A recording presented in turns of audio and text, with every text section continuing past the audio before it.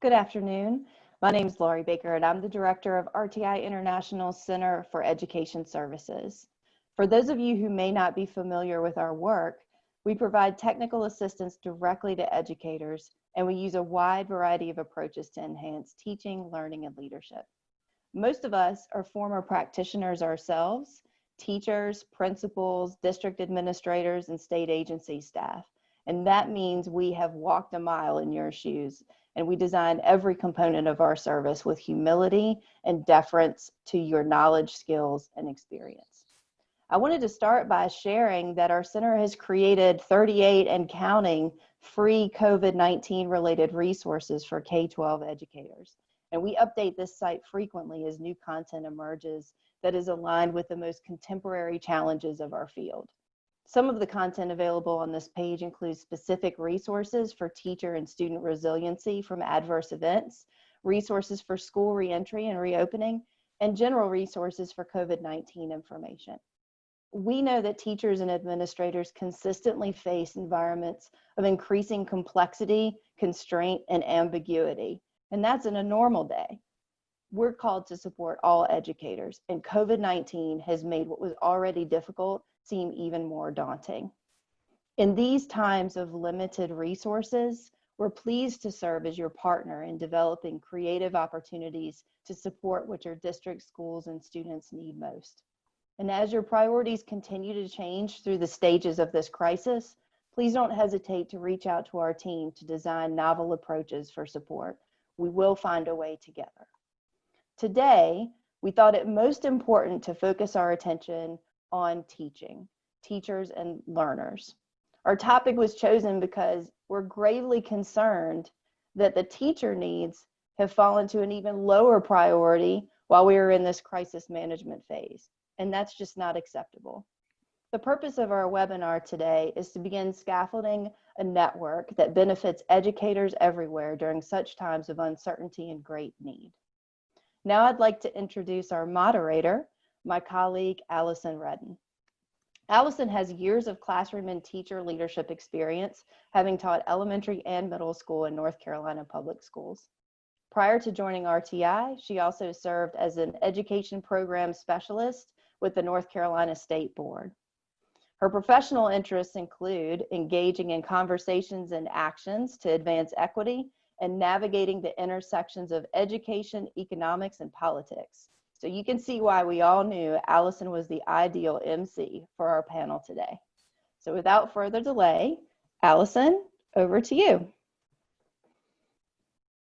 Thank you so much, Lori. I am so excited to be able to have the opportunity to moderate this panel and just be able to get the chance to share or have them share their knowledge with everyone who's participating today about teacher learning, especially during this super unprecedented time. And so, Shane, if you could advance to the next slide, that would be great. So before we get started, I do just want to say, if you are on Twitter, which I'm sure many educators are, you can follow myself as the moderator. You can follow RTI Center for Education Services. And I've also provided our panelists Twitter accounts as well. If you plan on engaging on Twitter during our time together this afternoon or morning, wherever you're logging in from, you can use the hashtag RTICESLearns in your tweets to continue the conversation. Excuse me. And so looking forward to seeing how you all engage, not only on Twitter, but also with our Q&A that we'll do at the end of this session with our panelists. So without further ado, next slide. I would love for the panelists to take a moment to introduce themselves. Each one of them will share who they are. And panelists, as you introduce yourselves, I would love for you to maybe share a sentence or two about how you in your own context have seen professional learning shift since the COVID-19 school closures. So I'm going to turn it over first to Tabari. Well, thank you, Allison. So glad and honored to be here. among such a dignified panel, and definitely the audience assembled. I am Tabari Wallace. I am the 2018 North Carolina State Principal of the Year and the proud principal of the viral class of 2020 at West Craven High School. I serve as the advisor to the state board for the past 2 years. I was appointed to the Pepsi Commission by Speaker of the House Moore, and also appointed to the Craven Community College Board of Trustees by Governor Cooper. And as well, I serve on 12 other state and local committees, teams, and think tanks, or whatever construct you want to apply to it, but I'm so honored to be here. Oh, and that question you just sprung on us, Allison, I would say to the audience and to my fellow panel members that the new professional development platform is largely digital. It's largely distant, I think. A little bit tough for us to get used to, but we must continue to grow in our profession. We must continue to grow our bag of tricks that we can rely on to make sure that we lead our future workforce, our human capital, to where they need to be. All right, I think I am up. My name is Val Brown. I thought we established that Tabari should go last because his credentials are huge. I just had an opportunity to meet the rest of the panelists like last week. And so I want to thank you all for joining this with me, and Allison for the invitation. It's going to be amazing. Again, my name is Val Brown. My pronouns are she and her. I am a professional learning facilitator for a national nonprofit. That's my daytime job. Just for kicks and giggles, I established a professional learning community entitled #ClearTheAir, where we have been doing this work virtually and trying to form communities since 2016 online around teacher and educator learning. I just finished my term as a board member on Learning Forward's board, so professional learning organization, and I am a mother and a wife, and I'm excited to be here with you all today.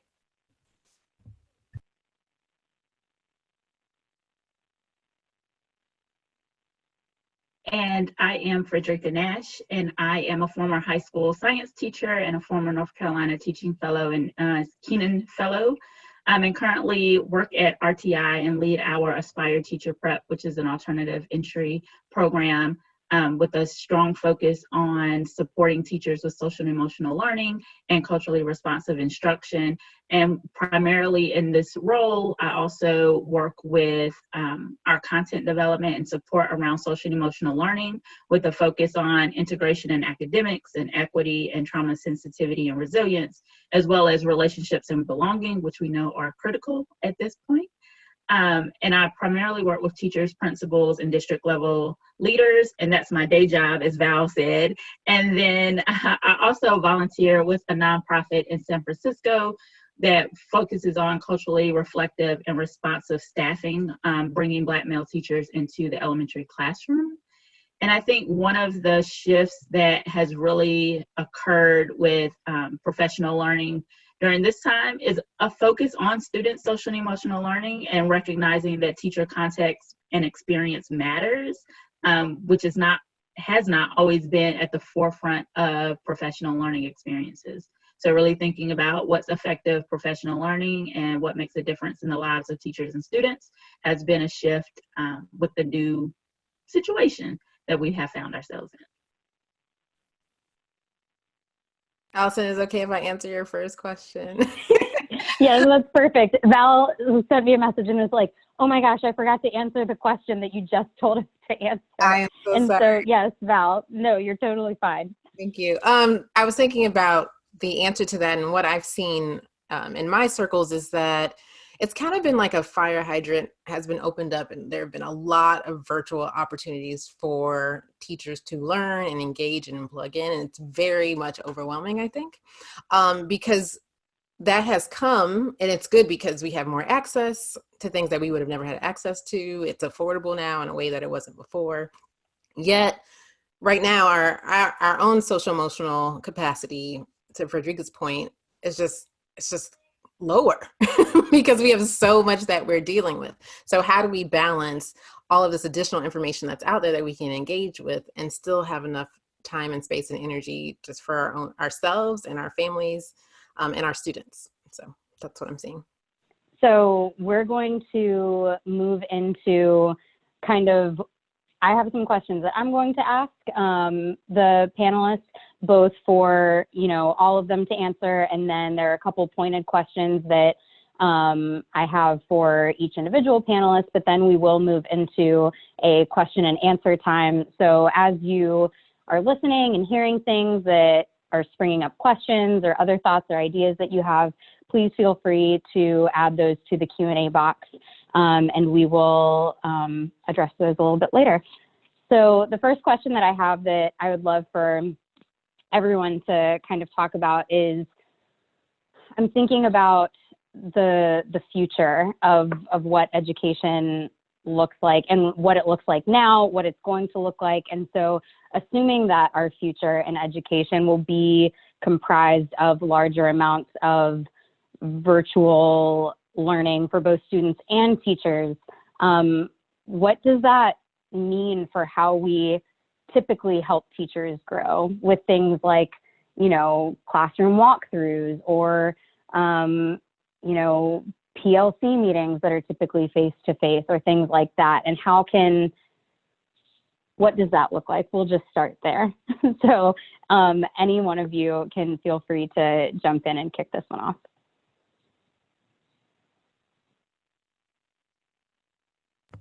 I'll start because I think Tabari and Rodrigo have better answers than I do.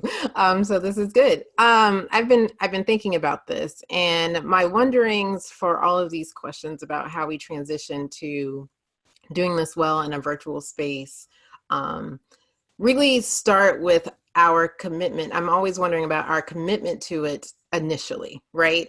And so when I think about professional learning communities, which I personally just really found a lot of value in, transitioning to a virtual space in that seems relatively simple for me. But if these are things that we are just learning how to do for the very first time, it is going to be extremely difficult for us to be good at that right away. I'm also thinking about how very honestly, we have probably done a poor job of job-embedded professional learning, generally for educators. PD, unfortunately, has a bad rap in a lot of different places, and sometimes for a really good reason. Our structures aren't really set in place for that. And so if you already have this fixed idea about what PD is, and then we have to do it in a virtual space where you're just tired of being in front of a computer, Zoom has become a curse word, it really will be a challenge. And so going back to where I started, I'm thinking about how committed were we to it before? And that'll give us a lot of ground that we won't have to make up.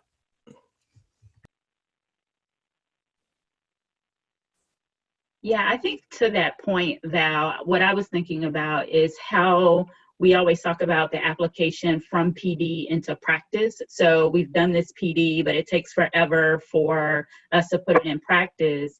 But even though we're drinking through the fire hose, what we have also found that if there's a need and a desire and an expectation, if we take it slow and think about what the translation is around the professional learning that we have, if we're thinking about, we don't have to do everything, but let's focus on this one thing and let's get it right, then I think the application of here's the PD and the application that happens, whether that's through a digital technology platform or it's back in the classroom, will be much faster because we know the need, but we have also created the scaffolding that is supportive in making sure that that translates into practice. And everyone needs to be a part of that. That's not only the role of the teacher or only the role of the principal, but it's a matrix network piece of a network concept that we need to take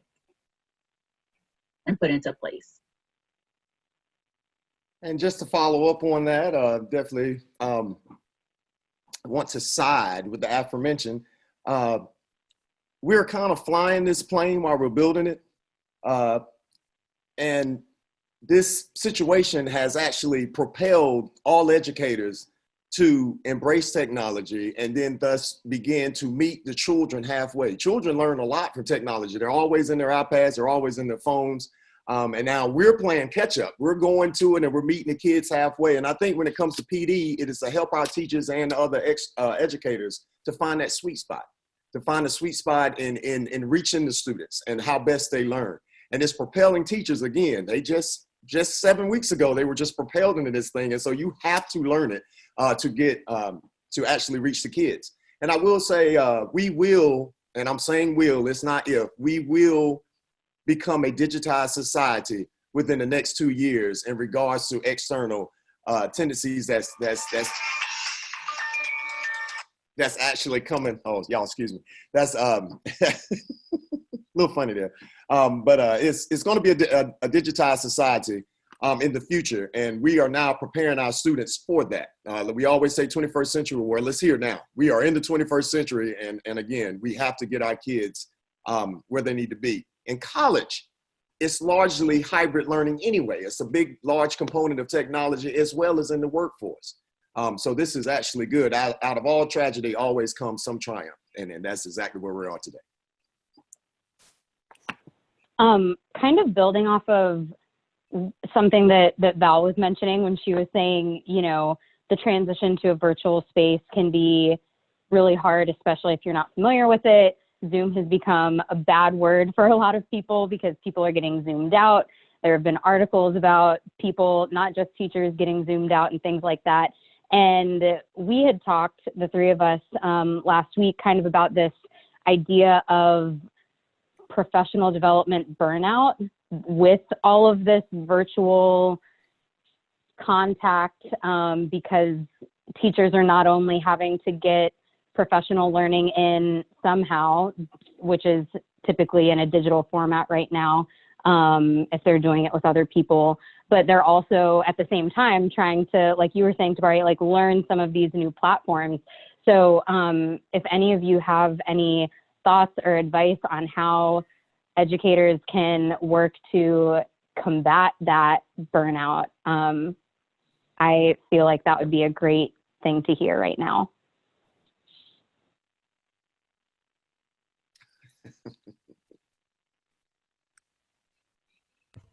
I don't mind going first every time. so I'm one of those, I'm a volunteer, so I can get it out. I was thinking about actually something that Frederica mentioned a little bit earlier, and you just said it very quickly, but I want us to bring it back. Just the idea of deliberate practice on one or two things. And that's what I would propose in a face-to-face environment anyway. Like, we are deliberately practicing one or two skills that would really help us out. The other thing that I'm thinking in terms of like teacher professional learning and burnout is just the what we choose to invest in. And we can't really answer that question until, or we have to answer it in tandem with what we think is important for students to learn right now, right? So what is it important for students to learn? And then how can we do some deliberate practice around professional learning for teachers to support that? That's what I'm thinking initially. Other thoughts?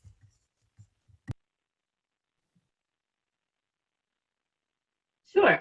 So my top thing was don't try to do it all. But I think the other part to that is learn from colleagues. Don't forget the human component.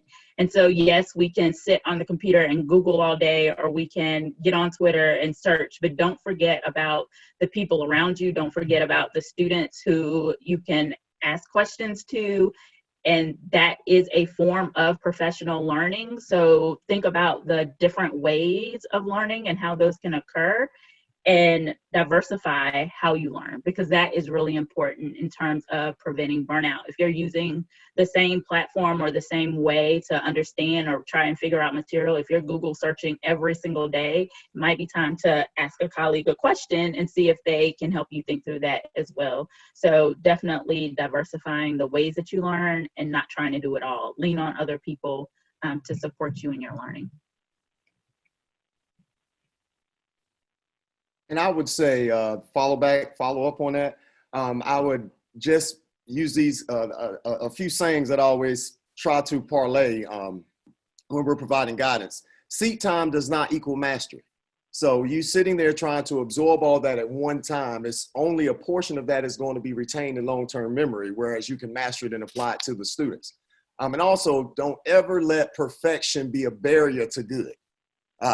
Never allow that to happen. You know your capacity, and you are pretty much all the students have at this time, being that we're so disjointed and we're so distant due to what we're going through during this time. So you know your limits. You know, we're all lifelong learners. So as you go and you start mastering these concepts, I mean, just make sure, as long as you get it, practice makes perfect. The best experience, the best lesson learned is a lesson experience in my practice. So even though you learn it, you must take those and chunk it, like we were talking earlier with the panel. You chunk it, and then you begin to practice those platforms. Even in regards to social emotional learning with your kids, there's certain things that you can do where you switch it up. Kids get bored easy. So there's certain things you can do to switch it up to make sure that you're mastering that top concept. But you know yourself, listen to yourself, make sure you take care of yourself, and then yourself will reciprocate and take care of those babies. I'm thinking too about how we were talking about the burnout question before all of this happened, right? So this burnout thing is not new. And so I want to acknowledge that we were already burning teachers out with what we were asking. And most times teachers didn't have the time and space and energy to engage in regular professional learning. Like, that was a stretch for them to be able to do that. And so part of the answer, Allison, I'm thinking is, again, this burnout, to prevent it, comes with the restructuring of all that we are expecting teachers to do, like, period, point blank. And including now that we have this primarily virtual digitized learning space, we have to restructure in a way that's more humane.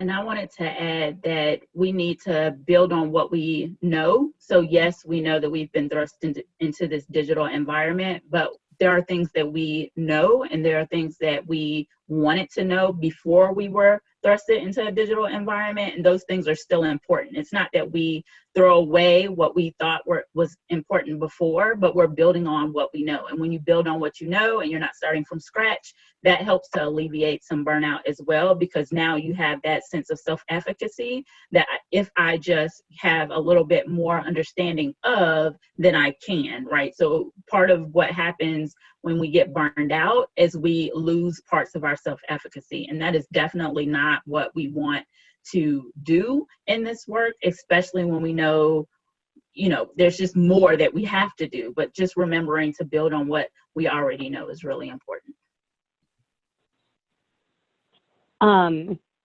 Thank you for your thoughtful responses to that. I think that's such an important topic, and I definitely remember feeling that not that long ago when I was a teacher. So, Frederica, I actually want to ask you a question, given your experience and expertise with social emotional learning and how that translates to adults during this time, especially enveloped in this conversation of professional development burnout potentially. So I'm just kind of curious if you can maybe talk a little bit about how educators can mitigate like secondary traumatic stress when caring for their classroom communities right now. I know the school year is winding down, and for some people it may already be over, but I think if you could just maybe share some points about mitigating that secondary traumatic stress, and even if you have thoughts on how educators can recognize that in themselves and act on that, and what that could look like, I think that could be great.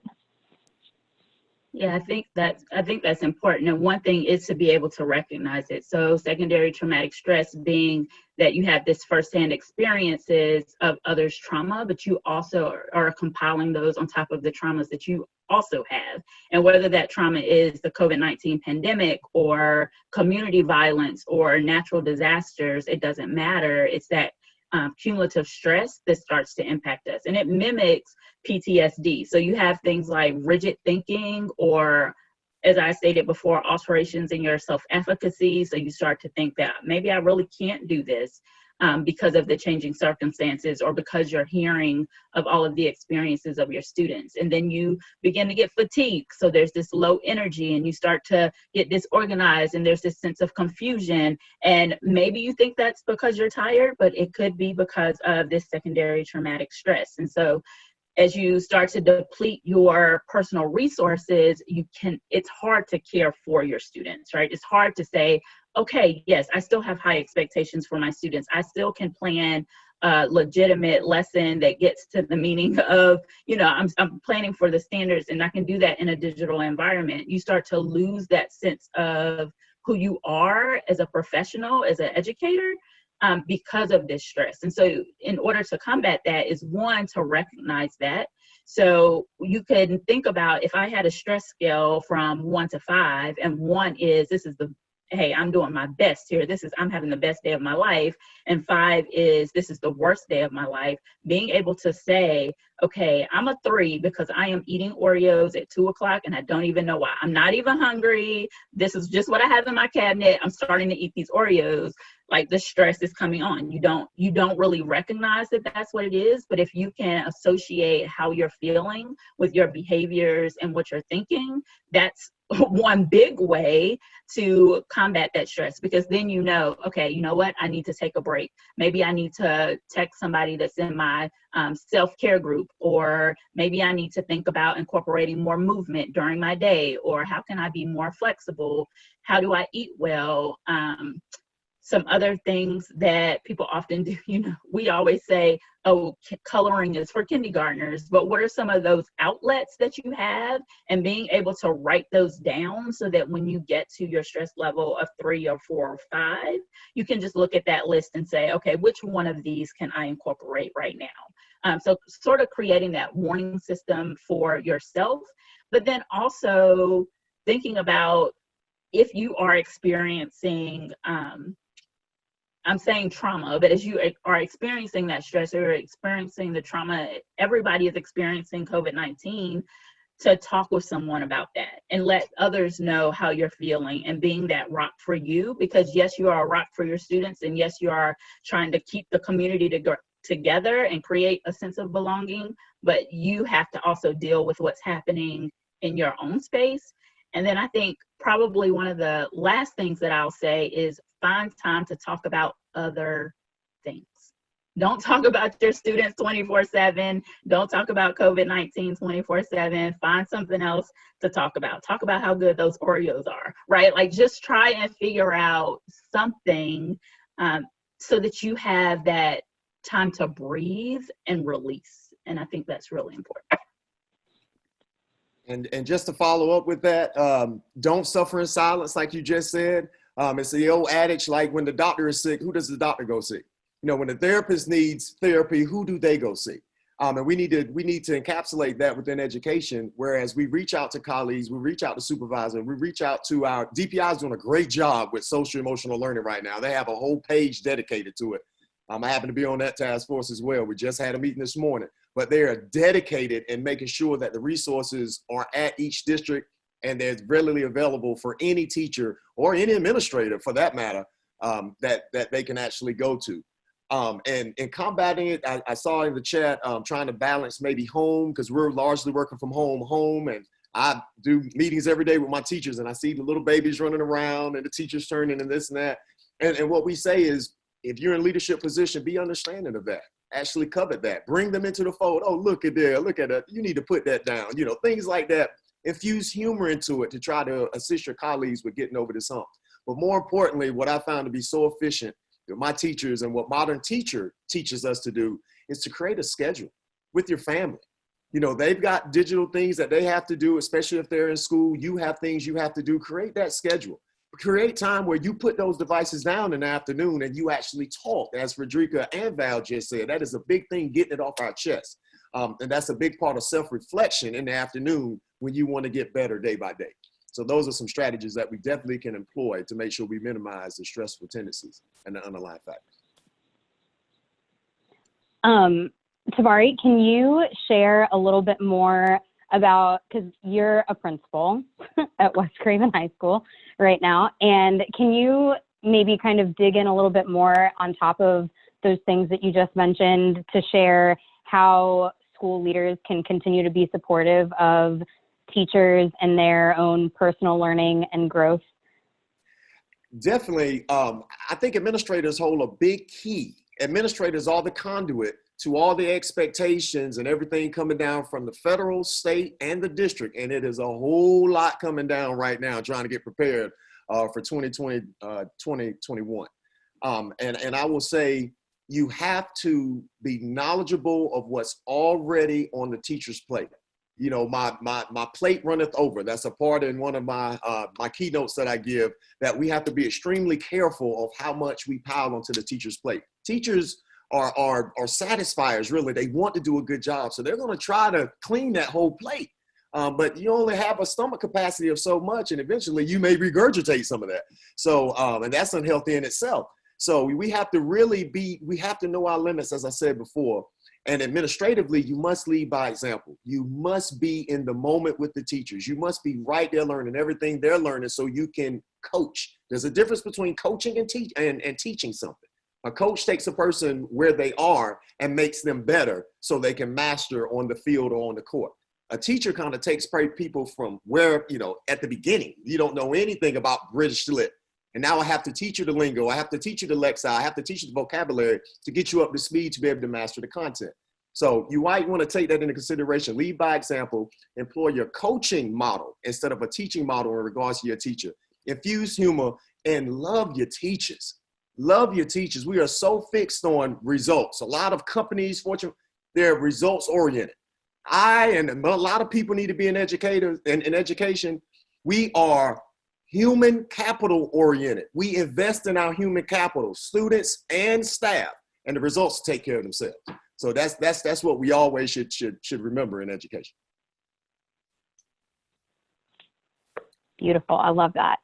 And Val, I actually have another follow-up kind of question for you, because I know even firsthand how skilled you are with building meaningful relationships with people virtually, as you've built this amazing community online with the hashtag Clear the Air community.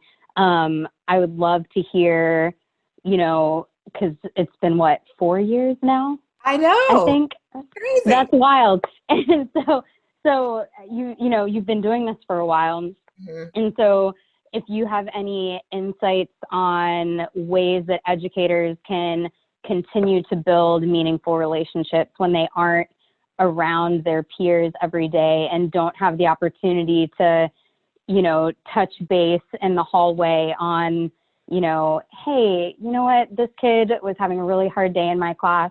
Will you follow up with him when he gets to your class? Or, even just those small bite-sized in-person interactions throughout the day at school. Can you just share any insights that you have about building that community virtually? Yeah, absolutely. So, because Clear the Air was a completely virtual venture, right? I can just, tell a little bit just about how it started and my thinking around it. And I think most of it involves showing up authentically in that virtual space, right? I'm thinking about, some of the examples that you used for our face-to-face interactions that we had with teachers when we were in the building. And I'm wondering how many of those were actually opportunities for real authentic relationship building. And probably the majority of them weren't. The majority of them were kind of task oriented, or I need to get you this, or, let me get you this copy. Where now we actually have the opportunity, because we don't have that same time structure, to actually invest in people themselves. One thing I was thinking about is, and I've said this before, you got to shoot your friend shot in a virtual space, right? You just got to go for it. And so, for example, Zen Ed Project is doing some amazing webinars online every Friday, right? And I'm sure many of those teachers are repeating attendance there. Send one of them a message, be like, hey, I'm sorry, this might be weird, but you like this stuff, I like this stuff, you want to collaborate on some things together. And so the actual act of going out and trying to build a relationship with someone is really important. And if in the virtual space, you've already kind of established like some common goals, some common things that you all like to do. It's not fixed because you're choosing to be in these spaces. The other thing that I'm thinking about in terms of maintaining and cultivating that community is to make sure the invitation is always open for others to join, right? So this does not have to be an exclusive thing, right? We want to make sure that everyone feels like they have the space in which to be a part of this community. And once the community members like understand, let's say like the non-negotiables, like the non-negotiable is that we'll treat each other really well here, period. You know, that's like a non-negotiable. Then community members themselves will hold up these expectations about who we are and how we operate together. And so I don't know that we typically have the time in our face-to-face school environments to really dig into that in the same way, right? When we're trying to build community in our school buildings, it might be at a faculty meeting for a few minutes. It's a few teachers getting together after school. You know, there really wasn't the time to do it in a way that established real relationships with our adult colleagues. And I think this actually is an opportunity for us to choose the communities that we want to be a part of and really invest in them.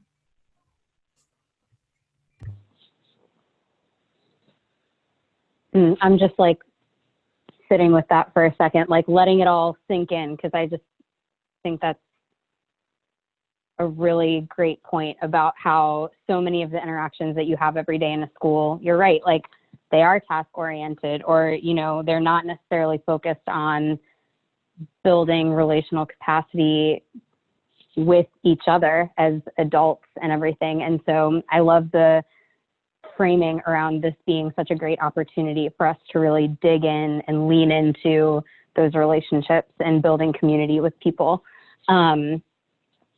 I am going to ask one more question of all of you before we go to the Q&A from some of our listeners. But I'm just kind of curious if you all could maybe share,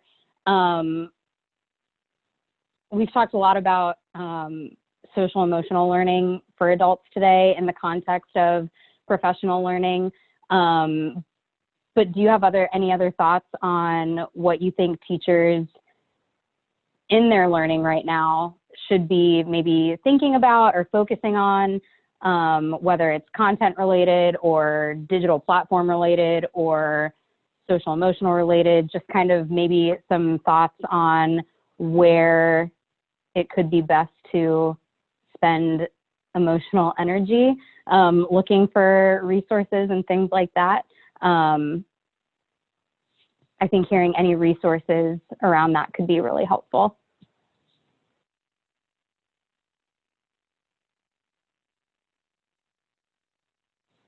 I think Tabari's ready.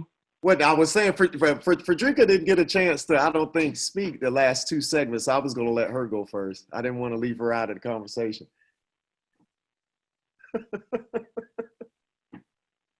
You're good. Take it away, Frederica. So I think two things. One, I wanted to build on what Val said about authentic relationships, and Tabari, what you said about as a leader and teachers feeling like, oh my goodness, I can't have my children around, and humanizing this process to be authentic. And it all happens, right? We all have distractions. We all have things that are happening, and that's okay. And we have to recognize that. And that's how you build. That's another way to build authentic relationships with folks, is just to recognize that your personal life is part of your professional life. It's not separate. So let's not think about it that way. Let's think about it together. And I think, Allison, to your question, one of the things, and maybe this is a term that people have heard, but vicarious resilience. So recognize that your students are resilient. Recognize that they are overcoming challenges and barriers, and they are enduring and overcoming stress just like we are. So it's okay to take time out to do the professional learning and think about the impact that you want to have on your students. So as you're thinking about what type of professional learning experiences am I searching for? Think about impact and how you want to impact your students, and that they'll be okay while you're searching for that information, right? It doesn't have to be tomorrow that you know everything about that digital platform that you're using, because students they'll be resilient until you're able to execute that in a way that you would love to execute it, right? So really thinking about, yes, we're all going through trying times, but also thinking about your students depend on you, but you should also depend on them to recognize that you are a person, that you are going to treat them with respect. You're always going to bring them into a loving community, and that they too can overcome challenges, and you don't always have to be the one to overcome that challenge for them. And so really lifting up students as part of this work as you step back and take care of yourself, because it's really hard to care for students. You can care about students all day, but it's really hard to care for students if you're not caring for yourself and being fully present when you have that opportunity to be in the space with them, whether that's virtually or face-to-face, or you're calling them on the phone, or you're connecting with them through Remind Me, or whatever your method of communication is. So it's really important to remember the resilience factor. Two things that I'm thinking about. Oh, I'm sorry. You ready? Okay, you good? Okay. Two things that I'm thinking about. One, I'm thinking about listening more, and how that really does give us an opportunity to learn in a way that we, again, maybe not have had the time to do so as well in our face-to-face experiences. And with that also comes with reflecting more. And so how many times have you gone throughout the year, school year, and you get to the end of the year and you exhale and you can't even remember like 3 weeks ago, let alone all the lessons that I am sure you learned throughout the year, right? So how do we structure our time, even if we can get it in once a week, like Friday afternoon, we're like, what did I learn this week that will really make me better, that will help my deliberate practice, that I know I want to either add or change or delete from my practice at this point. And so, spending that time reflecting, I think it's huge for me personally. It's something that I've always wanted to do more of, because I think it helps center you in what matters the most. I agree with my two panelists. If your ship goes down, SHIP, if your ship goes down, you can't carry anybody. Sometimes that gets misconstrued, Val. And so you have to take care of yourself. Do not set yourself on fire to warm the masses, because you go down with it and they're only warm for the next 10 minutes. But I would rely, you asked where should we focus our energy in going forward. I would say right now for us at the end of this school year to stop, reboot, because whether we realize it or not, all of us just went back to our first year teaching. And what we just did the past 8 weeks was our intern. That was our intern before we ever entered in education. And we're trying to master things, and relationships is the key. That's what we learned in our first year of teaching. The day is over where you can tell a student, do it because I said so. Okay, now it's all about relationships, and if they love you, they will run through a wall for you, and that will make your life so much easier as you go on learning these new tenets in digital learning. So reflect on what went well for you and what worked, what kept the students engaged during this intern that we just had these past 8 weeks. What kept them working? What platform did I use? What instructional presentation did I use to get the kids, excited? We found out that in the absence of the video of the teacher, or the absence of the student hearing the teacher's voice, engagement withered. Once we got jump drives and started recording ourselves and sending it to the kids and putting it in the iPads where they saw their teacher who they loved, then they didn't mind sitting there for 3 and 4 hours and getting that work done. And that's mastery of learning. They're learning the content. So I would definitely reflect on that. Take this summer to reboot, reflect on what worked during our internship these past 8 weeks. And then make sure you capitalize on that when we get back in the fall. And let's lead these students to the promised land. Amen to that. So with that, we are going to move on to some of our questions that we've gotten from participants. And so any one of you can jump in for these questions. We'll have about 10 to 12 minutes, I think, to hit some of these questions. So just, be mindful of that as we are listening and responding. So the first question is, how do we motivate a true embrace of technology and digital learning? And how do we do this for our Black and brown kids? I'll start. I have Black and brown kids, and two of my own. But what I was going to say was, so I mentioned listening in the last answer, and I think it's really important for us to listen to the students. So one of my children had to do something on vocabulary, like she had to write a song. And we could not get her off of that thing for hours and days, well after the assignment was done. My oldest likes to watch YouTube videos of people playing video games. I don't get it, but it's something that he likes to do. And so I think the question of how to get them to embrace it doesn't take into account that they are already embracing it in some way, shape, and form, right? So the listening to them about what it is they're embracing, what it is about whatever platform that they are loving to be on when they have the choice to do that is really important, and using that to help design our lessons. And I think that's for all kids. I said I have Black and brown kids, but I think that's for all kids. And just to follow up with what Val just stated, the first part of the question, how we're going to embrace digital learning, I think we're already there. That's not going anywhere. That's a part of our lives from here on out. And then we will finish that race this summer via professional development.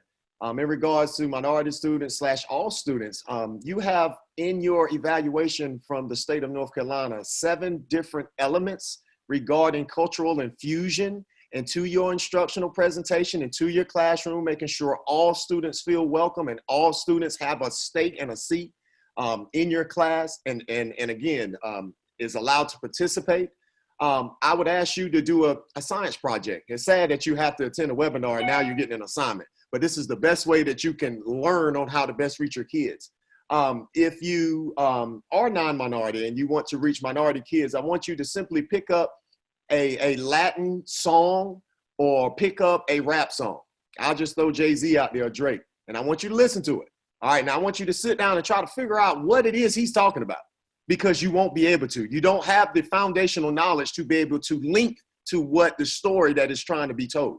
I went through the same thing when they were talking about a story that I had never read, and I'm trying to talk about this story and trying to catch up because I'd never read the story. But that's what a lot of your students go through in class when they don't have the foundational knowledge to be able to link to prior learning to understand what you're saying. In regards to the majority, you have to, again, you already know the culture, you know tenets of the culture, but you should know the whole culture. And again, you should begin to invest in what kids know and what they understand and what moves students. And again, once you get that mastered, the rest will take care of itself. The students will then take over learning and they'll begin to expand on their own knowledge and then be able to move the ball forward. And then that's how we move from proficiency to mastery in regards to learning. And the last thing, sorry, Allison, I just have one quick thing. No, you're good. Is to also think about, put the mirror up and reflect on ourselves and see if we have truly embraced the technology ourselves. Because if we are trying to project onto students that they aren't using the technology in a way that will support their learning, as Val said, they already have. It's in the activities, it's in the way that it's presented, it's in the performance tasks that are being asked of them. But we also have to recognize that we can't use the same thing every day because that gets boring. So how do we make sure that we are comfortable with learning and we get into our, we stretch ourselves so that it's not the students have to do what we like and what we're comfortable with, but we're meeting together to do what's right for student learning. Allison, can I say something to a question in the chat window from Andrea? Andrea, I'm thinking about, That's actually the next question, Val. Okay, sweet. That's perfect. And so I was one, believe it or not, who said I was never going to get on Twitter. I was not going to do it. It was not going to happen. That was not going to be me. All right. So I've learned to never say never at this point. It's pointless. But it was actually my students when we first started using Edmodo that taught me the value of that online support. And they would use the chat window to connect with one another and to learn with one another outside of class, that I did not even anticipate them wanting to do. And again, this was a choice. And I was like, when they first started doing it, I was reading every single chat. I was like watching, it was a nightmare because I didn't trust them to be able to engage online in a healthy way. And they proved me wrong. And not only did they prove me wrong, it led to my own engagement in this online space. And so I think it's really important to one, you're going to definitely establish the rules, but also trust that the students will be able to engage this way. And plus they know this is the only way they have right now, and they don't want to miss out on that either. And being that we're in this already, Allison, I think the question was asked silently. I think Val took care of that. We thought we died and went to heaven when the district purchased the Zoom rights that has all the bells and whistles at the bottom, and it has that little breakout room. And I mean, engagement took off once we trust the students would do what they were supposed to do when we put them in breakout sessions. And you ought to hear the dialogue. And again, kids take it and they run with it. I mean, because number one, they hadn't seen each other. And then to get to sit and talk and allow them to get their little talking out the way at the beginning, but then they started talking about content. And then you just sit back and you transition from being a teacher to a facilitator. And once you do that, once you transcend that, you're fine. You can sit back and just watch it grow. It's almost like planting a seed, adding the water, and watch it grow.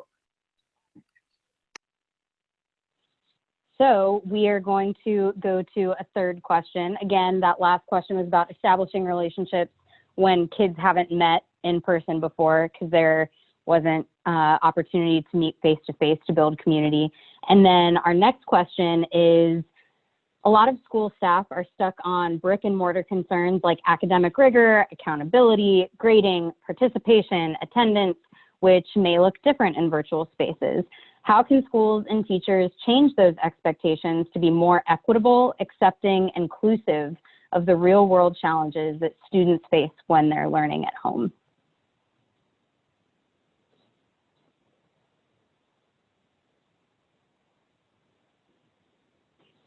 I think we're all a little stunned by the question. I know, right? Because one thing that just came to mind to me when you read that question, Allison, was the brick and mortar piece. It has never been the brick and mortar piece that promoted academic rigor, accountability, grading, participation, and attendance. So it's not that context that we have to be in a shared space where we're looking at each other face to face.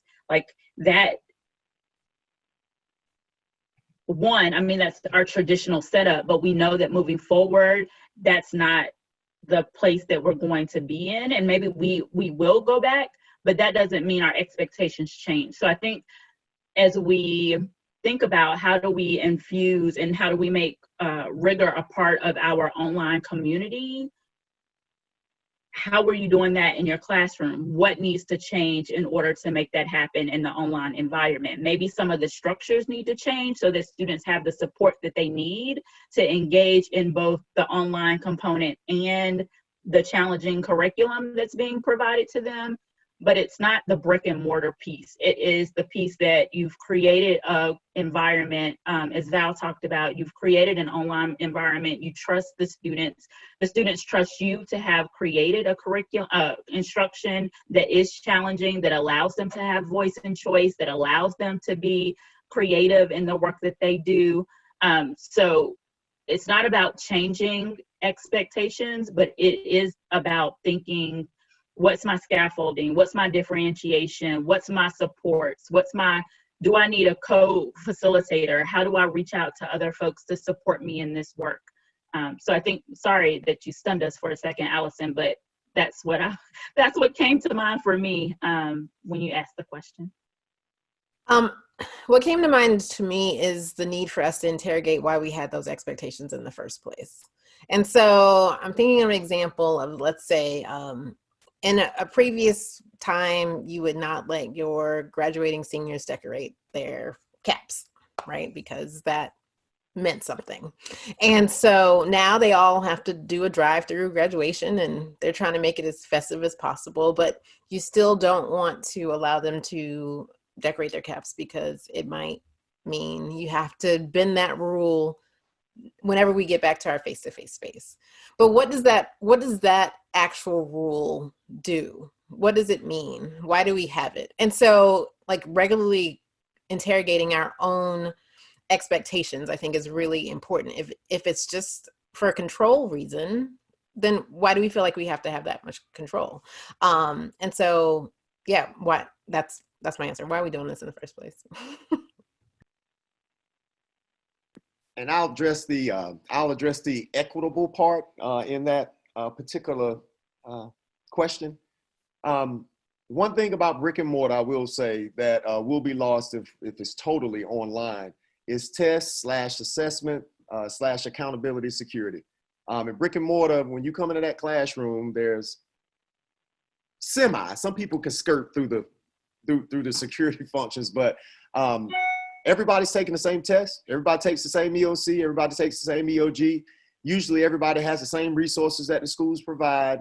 There's no external supports. There's nobody like here telling you the answer, or nobody helping you Google something while you're doing your work. So that's what we will miss from the brick and mortar every single day. But now is the true translation and the true sentiments of integrity of society. Societal integrity right now will be big in this upcoming fall. It is truly a village now. Sometimes you may think in the moment you're getting away with something when you're not mastering the content and you're using out external cues to get you through the assignment, but it is you that has to master that content. It is you, the one we are preparing to send out to the world to actually make it a better place.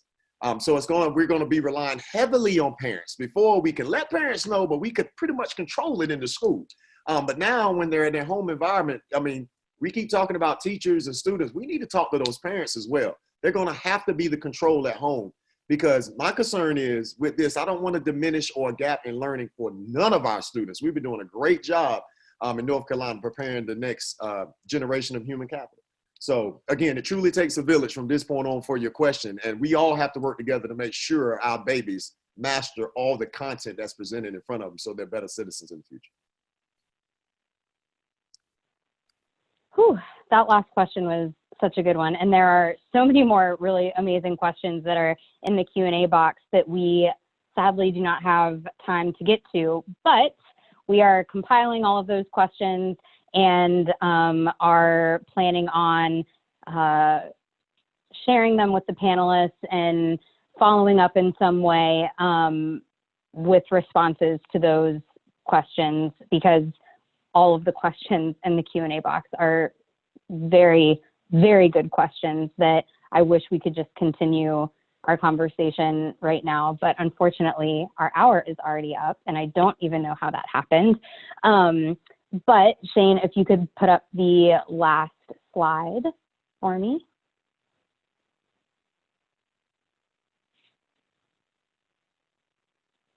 Thank you so much. I just want to say thank you, first of all, to our amazing panelists, to Val, Frederica, Tabari. Thank you so much for taking time and sharing your incredible wealth of knowledge on teacher learning and your experiences right now with all of the teacher learning during COVID-19 challenges. So appreciative of your time and insights.